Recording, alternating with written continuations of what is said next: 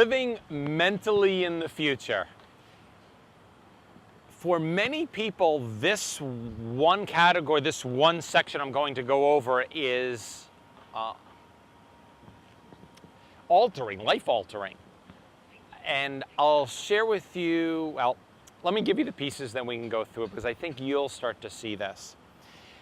Have you ever played out a what-if scenario? A what-if scenario, what if we did this? What will happen next? What if we bought this equipment? How would it be?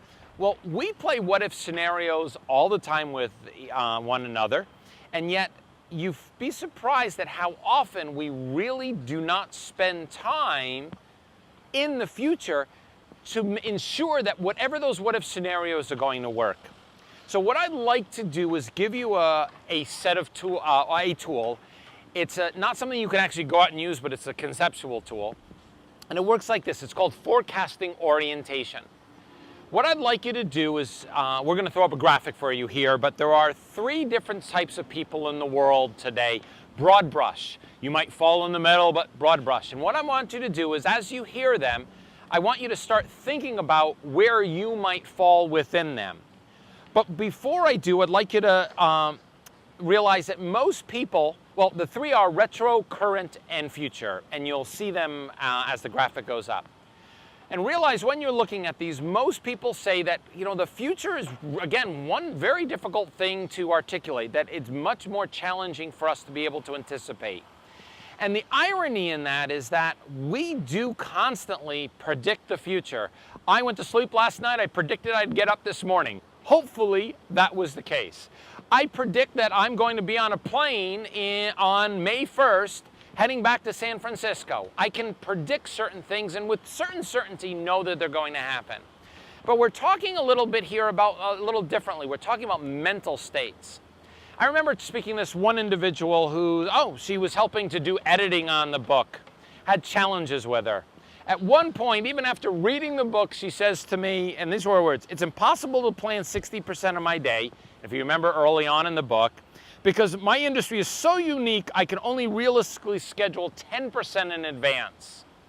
Well, working with her was a mess because she actually believed this. She couldn't predict that everybody else around her actually was planning a lot more of their day than her. So what I want to do is get you to unlock and realize, once again, it takes extra effort to stay into the future, but it's much easier than you can believe. So let's start off with this retro concept. What is it? A retro-oriented person is a person who, we'll go this way. A retro-oriented person, using the graphics, is a person who spends a lot of the time in the past, some in the current, and some in the future. Now, what might this person look like? They sit right next to you, you don't even notice it. They talk about, let's say at home, the game last week, the things we used to do. Oh, it was fun how that happened. Did you see that movie? Did you read that piece? Oh, well, let's go to a movie today. And you might, tomorrow there's a movie. In business, these are the people who, let's look at the statistics, let's analyze the data, let's get the reports. These are the managers who say, I need to see your quarterly report. And they make you work on it forever. There's a company that I work with, billions of dollars in sales. Their regional person has a team of people, and they put together all this data to give this manager, this global head, the data, and she does nothing with it. Nothing. Her belief is if they review all of that, they're going to be better.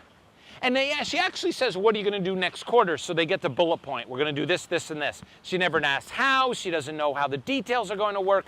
She believes that's enough. She's a retro person. Listen around to the conversations that you're engaged in, and you will hear that you even personally slip into retro more than you are into the future. That's number one. Now, what's the challenge with this is that it hinders it hinders new ideas. You start to create new Me Too products because you're looking at what happened yesterday.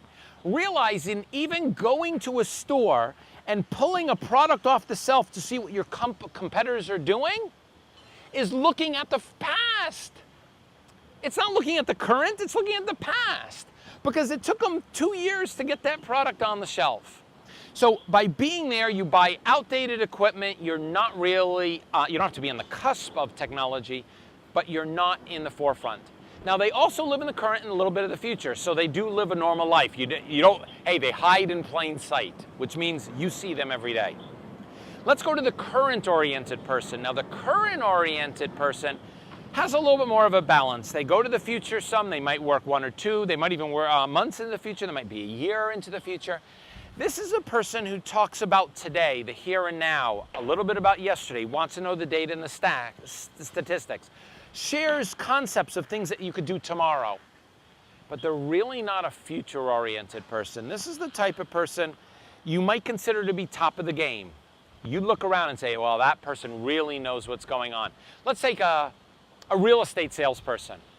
They can see the market, they know what's being sold, they know the people, but they're really not aware of what's going to happen in 5 years from now. They're not looking at the patterns of growth. They're not looking at the cycles, trends, and patterns that happen in terms of population growth. They're really doing a great job, but you don't notice that they're not further and not along in the pipeline. Again, the challenge? Not making the right moves because you're still reactionary to things that have happened. Now, the future-oriented person, this person in the last category spends more time in the future. They spend some in the past, they want to know what has happened, they want to see some data, but they know that you can't change yesterday, you can only create tomorrow. So it doesn't matter that for the past 50 years you did it this way, tomorrow we can do it that way. And they're not as concerned about having every piece of data. One thing I've realized in my career, and I'm sharing a personal thing with you, it might help, is that I seldom go into an organization and say, I need to do an analysis. People do that often just to be able to get the fees. They spend so much time to get this project because you want it. You believe you have to have that past to understand the organization. And yet, having 10 conversations with key leaders will tell you everything you need to know. And it can happen fast. So these future-oriented people know they need some. They do live in the current. They do what they need to do to the here and now.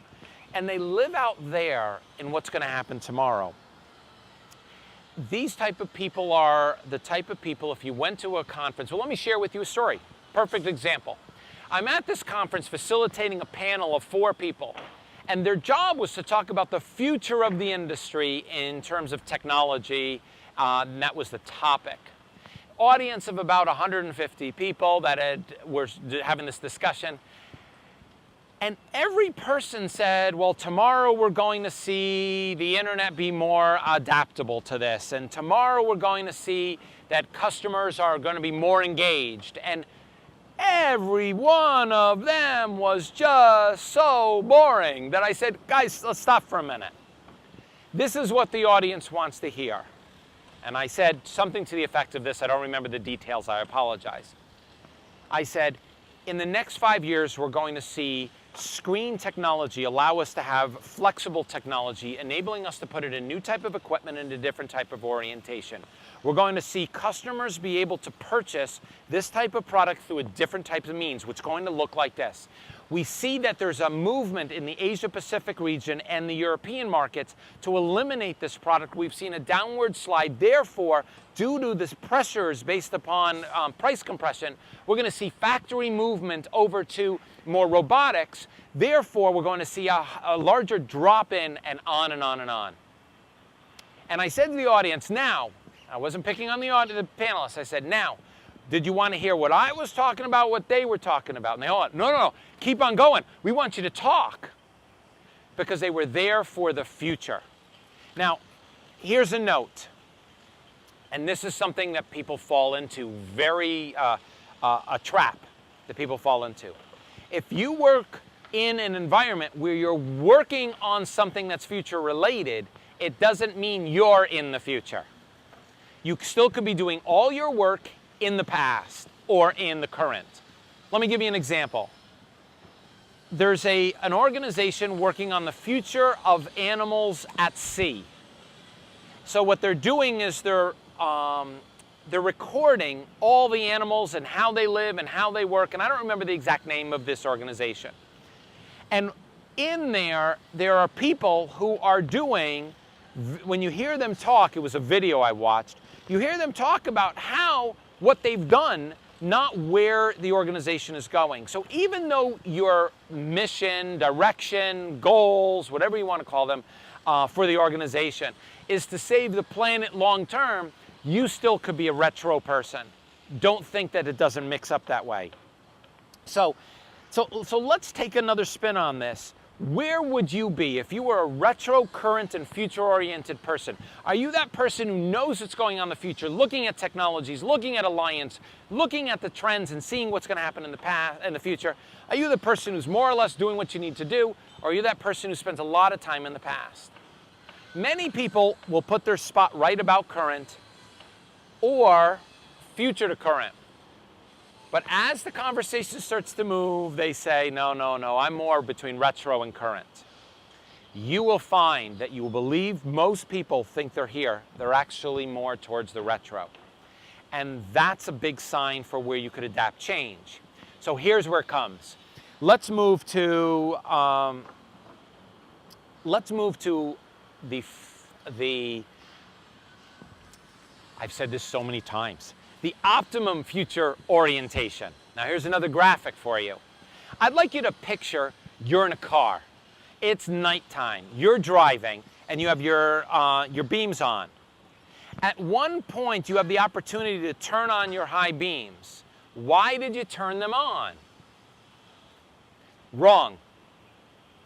It's not to see further or to see better. The reason you turn on your high beams is so you can anticipate better. Anticipation. What I mean by that is this. You could see, but that's not the reason. You wanted to be able to see further so you could see what happens, a turn in the road, a dip in the road, maybe ice or snow, maybe there's an animal that's crossing. That's the reason. So you could brake and get around it and not have damage. Well, that's no different in business or organizations. The more you could see, the better able you are to adapt and not cause turmoil in the organization and make it as if, hey, we know what's going on. You can adjust plans accordingly. Now, if you've ever turned on your high beams, you also know it goes wider. You get more.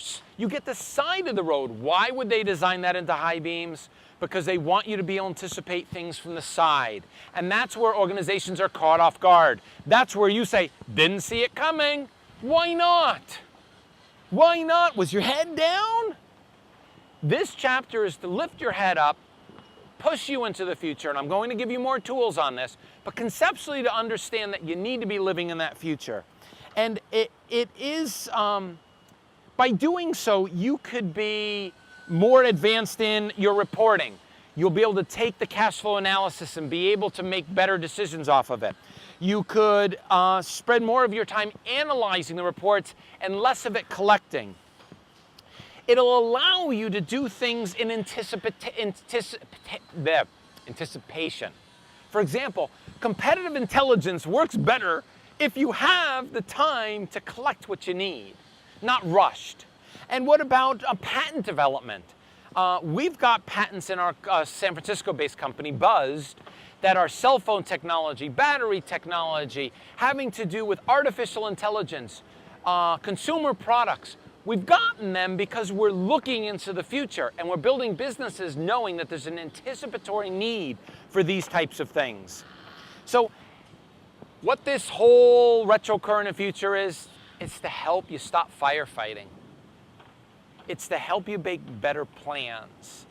It's really an amazing thing when you spend more time looking out the front of your window of your car than the rear view mirror. That's the analogy everybody uses, but it makes it's a very big or great analogy. And yet most of us are in the car or looking out the rear view mirror. Life doesn't happen yesterday, it happens tomorrow. So, hope you got this. Let me finish with I'll finish with a story. I was giving a presentation and there was a large internet company was in the audience, and this person who was responsible for Asia Pacific, Eurasia, Europe and Asia in terms of public relations. And she said in the first 5 minutes of the presentation, which I had them go through this exercise, they did it longer here, she said, I realized we have been current and past, and I need to shift our entire organization to future-oriented. So I'll give you tools on how to do that later, but right now, let's move you to the future. Hope you enjoyed it.